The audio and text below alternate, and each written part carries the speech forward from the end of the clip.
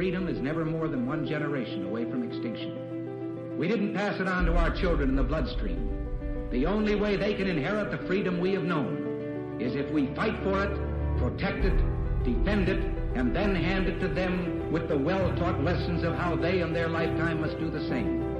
And if you and I don't do this, then you and I may well spend our sunset years telling our children and our children's children what it once was like in America when men were free. Welcome back, everyone, to Patriot Coalition Live. I'm Jason Mroczek.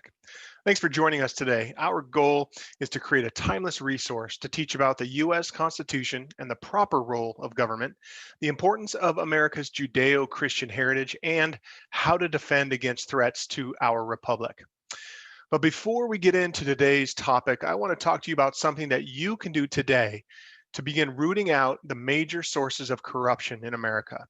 This source of corruption is what we call the three-headed beast, which is mainstream media, big tech, and big business. These mega corporations are actively undermining our liberties through censorship, canceling, and destroying livelihoods because they don't like dissent. And they don't like people who share truths which threaten their power. So earlier this year, as you well know, Google, Apple, and Amazon Web Services, all of them canceled Parler or stopped giving access to Parler in one form or fashion. Well, social media platforms like Facebook and Twitter, they regularly suspend accounts when they don't like their posts.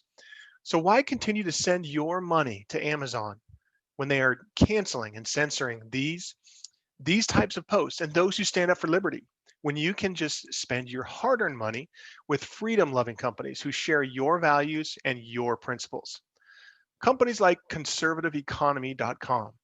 Conservativeeconomy.com has tons of companies to shop from with over 3,600 categories of products. So chances are you're going to find what you're looking for at conservativeeconomy.com. If you shop at a business that you love and you think that business would be a great fit at conservativeeconomy.com, well, go to our contact page and let us know. Or if you own a business, go to the Sell Here link at conservativeeconomy.com and tell us about your business. Again, that website is conservativeeconomy.com. Please check us out today. Okay, so let's get into today's episode. Today's episode is entitled Article 1, Section 9, The Powers Denied to Congress, and this is Part 2. So as a quick review, Article 1 is all about Congress. Article 1, Section 9 describes the powers that are specifically denied to Congress.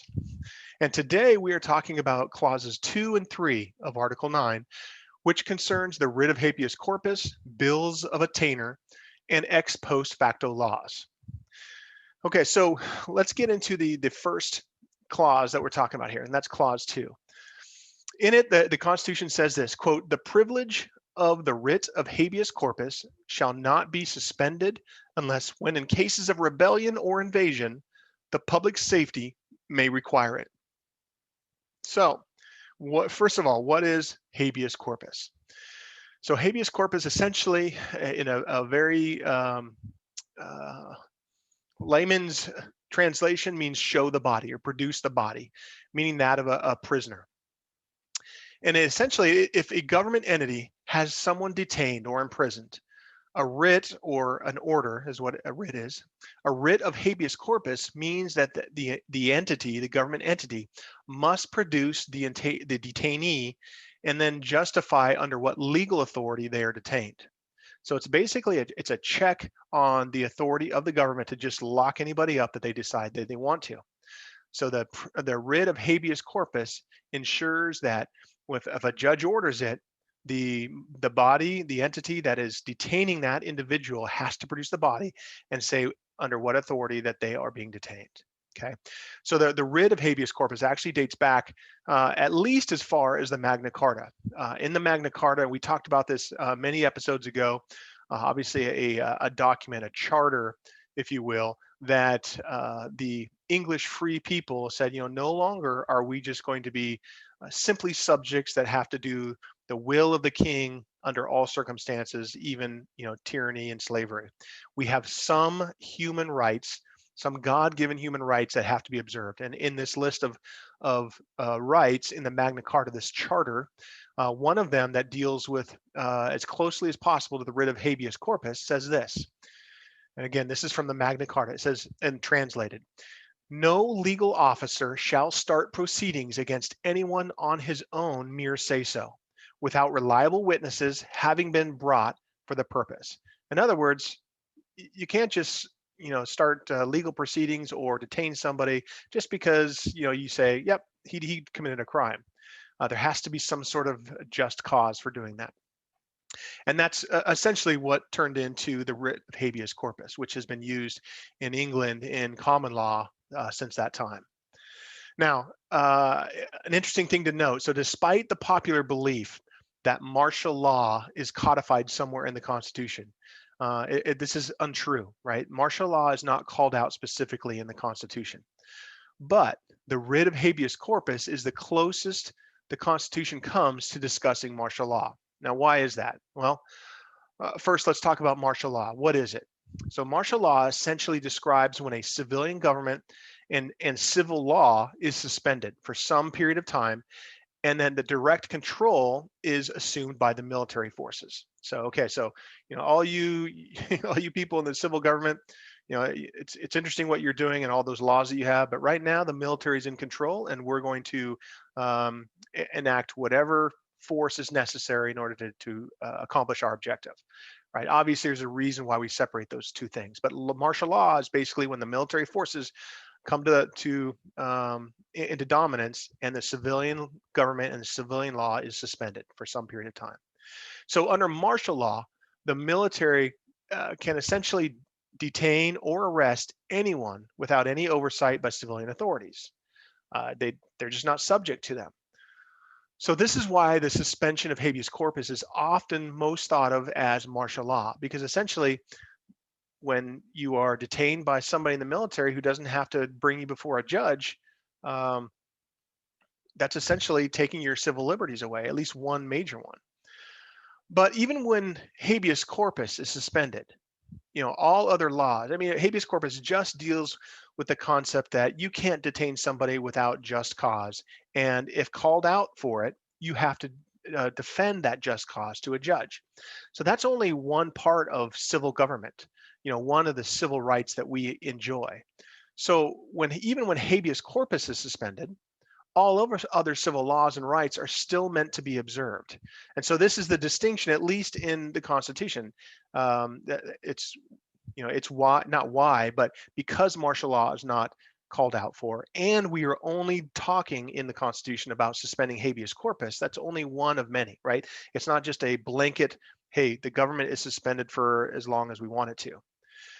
So even though it's only that one right that is being suspended, it can almost seem like a distinction without a difference, because when a tyrannical government suspends habeas corpus because the military authorities can arrest anyone for exercising their fundamental civil liberties, right? If I'm speaking freely, if I'm saying, hey, you soldiers over there, you shouldn't be doing that, and they say, you know what, we don't like that you are rousing up a crowd, and we're going to arrest you. Or I'm carrying a gun around, I'm going to arrest you. Whatever it happens to be, I'm going to arrest you.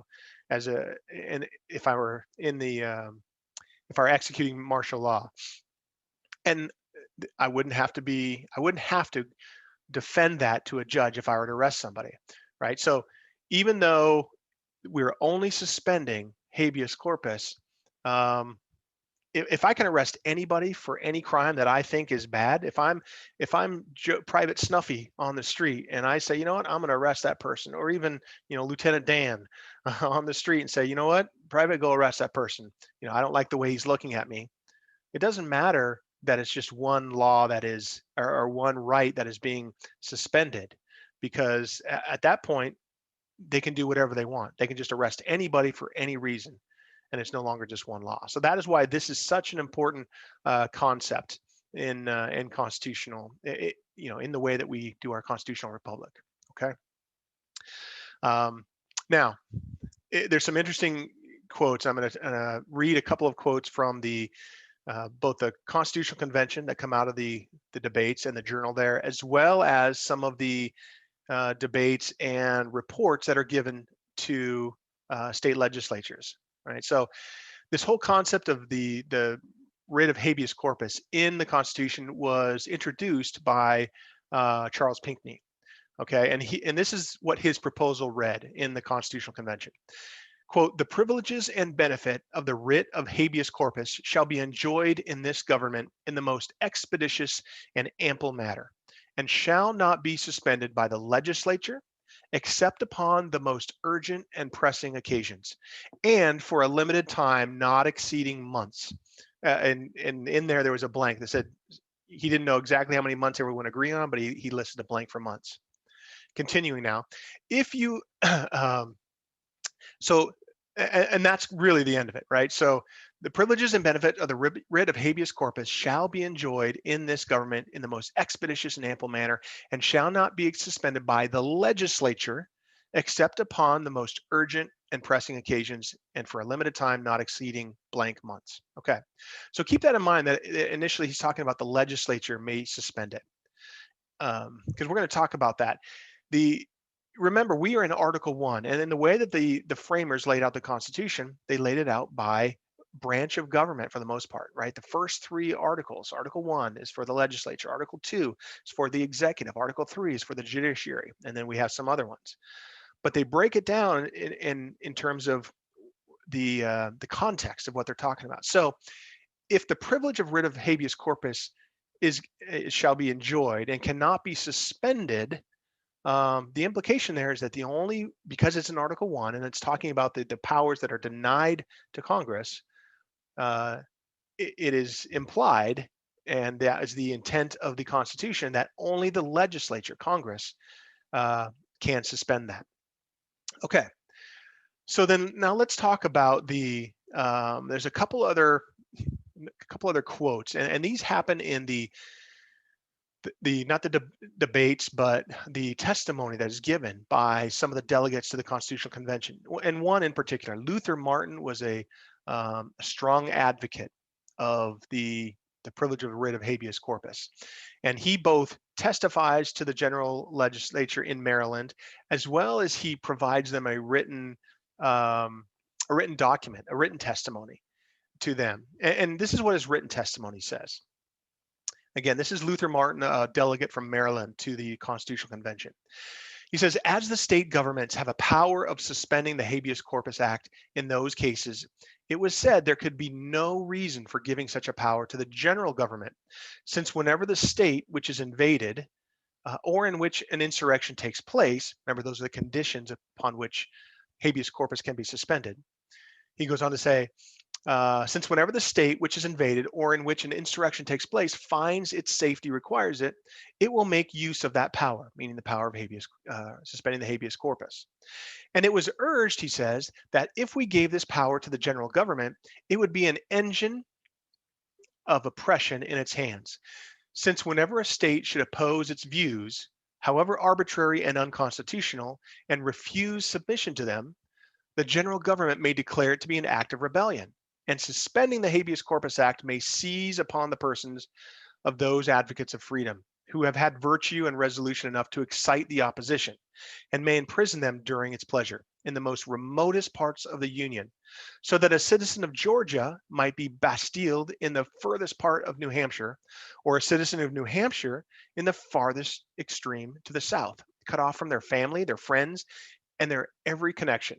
These considerations induced me, sir, to give my negative also to this clause. So Luther Martin here is saying that he was not for the ability to suspend habeas corpus. He wanted to keep it inviolable. I mean, you cannot suspend it at all. And he was saying that, look, if there's invasion in the states, which again is one of the conditions upon which the privilege of habeas corpus can be suspended, he said if one of the states is invaded, they're going to do whatever they can to, or if there's a rebellion, to quell that rebellion.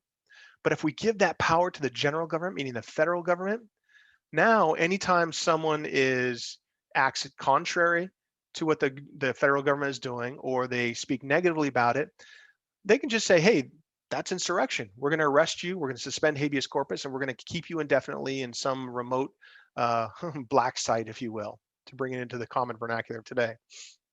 And he was the big fan of that. So that was in his written testimony to Maryland. Then when he testifies in person to the Maryland House, he says this, quote, "Nothing could add to the mischievous tendency of this system," meaning the Constitution, "more than the power that is given to suspend the act of habeas corpus. Those who could not approve of it urge that the power over the habeas corpus ought not to be under the influence of the general government. It would give them a power over citizens of the particular states who should oppose their encroachments. And the inferior jurisdictions of the respective states were fully competent to judge on this important privilege. But the almighty power of deciding by a call for the question," meaning when they called it for a vote in the Constitutional Convention, "silenced all opposition to the measure as it too frequently did to many others." So he's kind of taken a shot at some of the way that the Constitutional Convention was run.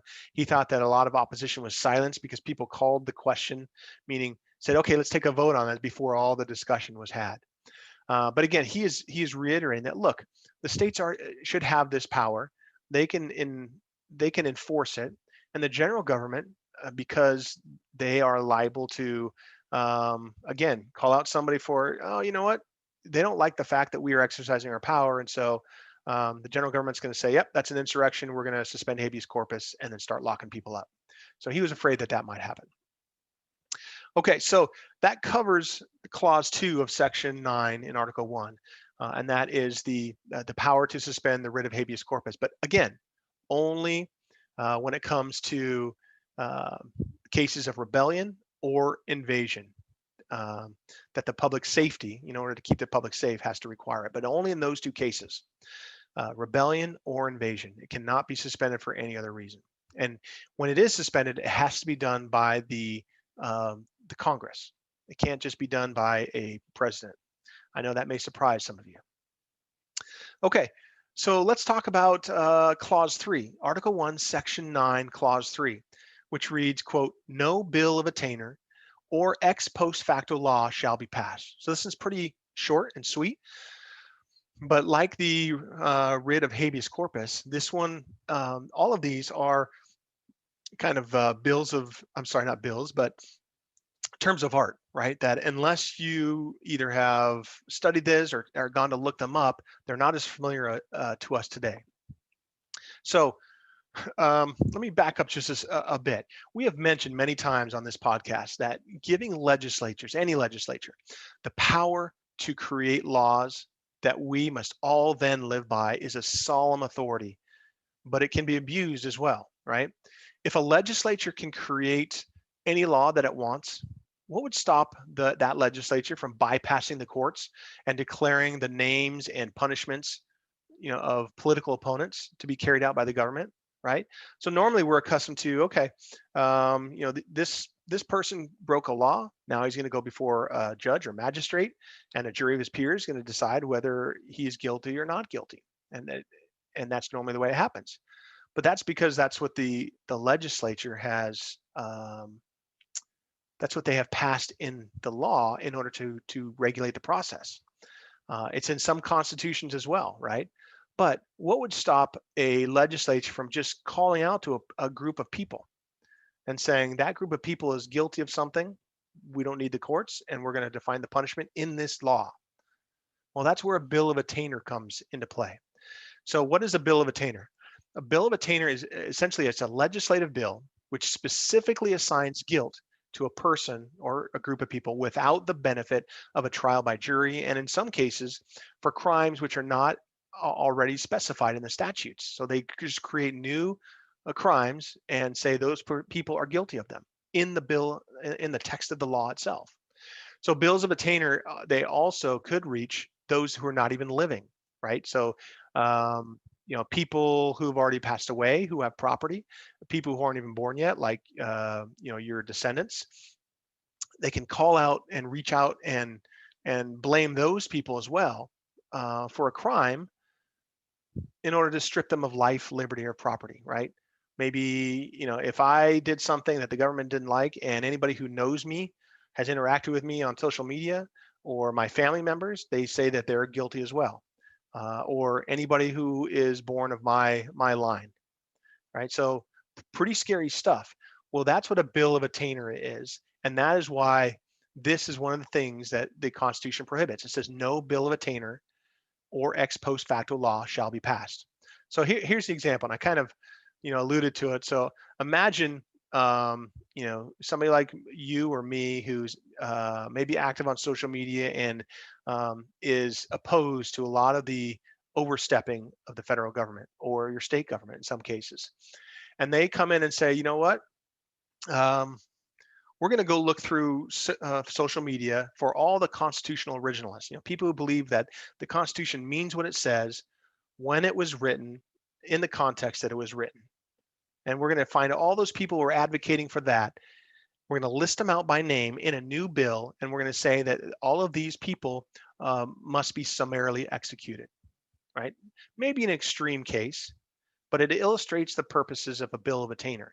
It's, you can essentially call out your political opponents, bypass the courts, and just say they are guilty and they shall be executed. If the law says they have to be executed on site, and it's a list of names, if we have to obey the law, then that is one of those laws. And we've talked about that before, right? Just because you give somebody the ability to make laws doesn't mean that they're going to make moral or just laws. Just means that they have the ability to make laws. And so, the prohibition against ex post facto laws and bills of attainder, like we're talking about now, is one way to keep them within those guardrails. Okay, so what about an ex post facto law? Because this clause also says no bill of attainder or ex post facto law shall be passed. So what if the balance of power in a legislature changed such that the laws that one party wanted couldn't be passed in the past, but were now likely to pass in the present because they're in control? They said, we couldn't get these passed because the other party was in control. We really wanted them passed, didn't happen, but now we're going to pass these things. Now, could the legislature simply make illegal all those things which were once permitted and then go back and prosecute all those people who were exercising those freedoms in the past? Well, that's what ex post facto laws do. It's essentially a law that is passed which makes previous actions a crime and still punishable today. So it's like going back in time and saying, I know it was legal then, but now we're passing a law that says it's always been illegal and we're going to punish you for it. This is truly scary stuff. So the example that I would use is gun ownership, right? There's a lot of people who would like to get their hands on our guns. And an ex post facto law would be, a current legislature saying, gun ownership has and always was illegal by private citizens, and anyone who has owned one, there's evidence that they've owned one or they own one now, they will be prosecuted, whatever that prosecution looks like. So it's funny because in the debates in the Constitutional Convention, prohibition against this was almost frowned upon because they thought that this was so obvious that this shouldn't happen by a legislature, they almost didn't include it. And then other people pointed out that some of the states actually attempted to pass ex post facto laws just prior to the Constitutional Convention. And so, other people brought up the fact that other delegates brought up the fact that other nations would think us, if we tried to institute this law in our Constitution, this prohibition, that they would think us so ignorant of what legislatures can and can't do. Because again, it was thought to be obvious that you can't go back and make previous things illegal in the past. So that really covers it for today, right? So just two clauses, but there's a lot in there. There's all these terms of art, writ of habeas corpus, bill of attainder, ex post facto laws, right? These things, if you haven't heard them, or maybe you've heard them but you didn't know what they were, that's what today was all about, to introduce you to them, to help you to understand them. And these terms of art stem from the common law going back into England, and we're there to guard against our guard our God-given liberties, specifically from the government abuse, right? They were almost part of what I call kind of the Bill of Rights 1.0. Before, remember the Constitution was drafted in 1787. It was ratified in 1789 by 9 of the 13 states. And then the Bill of Rights didn't come along until 1791. right? So it was 2 years after the Constitution was written that the Bill of Rights, which protects all of our, or not all of them, but many of our individual rights, was written. Well, in the Constitution, there was protections against the, protections for our individual rights as well. That's why I jokingly refer to it as the Bill of Rights 1.0, because these three things, for example, writ of habeas corpus, which again is the requirement for a government entity to produce a prisoner, a detainee, and justify when he's held them and why he has held them, justify the cause. That's the writ of habeas corpus. That protects our individual liberties from just being snatched up and sent to a black site, right? The Bill of Attainder, saying that, what, we don't need the courts. The legislature already knows all these list of people are guilty, and we're going to write their names into the law that says, upon, when any agent of the government comes across these individuals named below, they are to be summarily executed, as an example.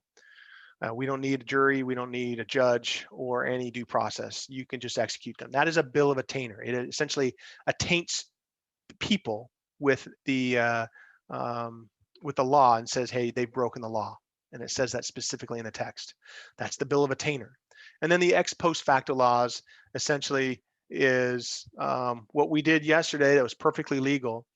Tomorrow when they pass a law that says, hey, when you did that yesterday, it was illegal and we're going to prosecute for it. Just defies common sense, but is, again, something that our framers thankfully thought to include in the protections in the Constitution. And remember, the Constitution, it is not there to grant all powers to government.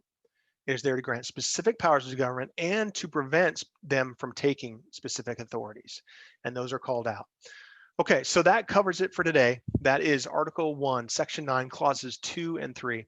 So hopefully that helps you understand, what these terms have meant, these terms of art, and helps you kind of apply it to why they're so important. And thankfully, we do have the Bill of Rights that came, after that and solidified many of these, as well as preserved new ones.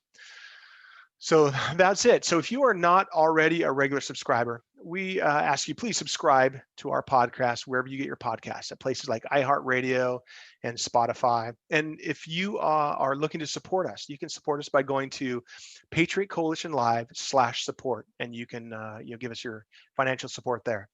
So that covers it. Again, thanks for tuning in and listening, and we will see you here next time, gang. Take care.